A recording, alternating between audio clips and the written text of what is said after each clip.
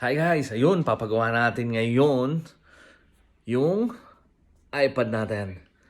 Gumagana pa siya, okay pa siya, kaso yung ilalim dyan, yung saksakan hindi na gumagana. Kaya tatanong natin kung magkano yung paggawa. Kasi medyo matagal na tong iPad na to, kaso iniisip ko yung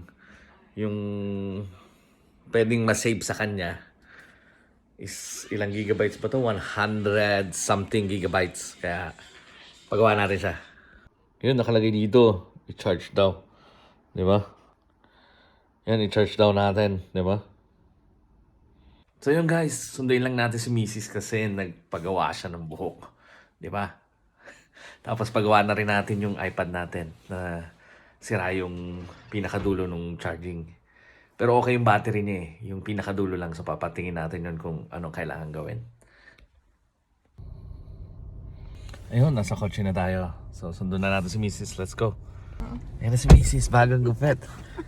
Oh, ganda oh. Oh, di ko nakilala. Di ko nakilala. Si Mrs. pala yun. Kala ko chicks, sumakay. Tapos mo siyang papamitin. Yung chocolate. Oh, wow. Ayun. Ayun, bumili na rin kami ng panghanda sa birthday ni Bulirit. Ayan, lakad kami. Pupunta na kami sa kotse. Hindi namin pwedeng video kanina kaya hindi natin nakikita yung... Ito naman buhay natin. Nandito naman tayo sa kabila. Oh, ayan. Mimili uli. Yan, oh. Diba? Bagong gupit. Ganda ng buntes. Tayo natin sa Bulilit. Sinusundo na ni Mama. Tapos yung pinamili na natin ayun na oh. Bibi tuta na tren yan? So? Oh. Yeah, different soda. May control na.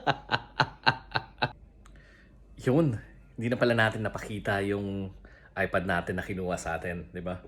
Pero binigyan tayo ng lease na 3 to 4 days bago natin makuha. Kaya abangan nyo yun.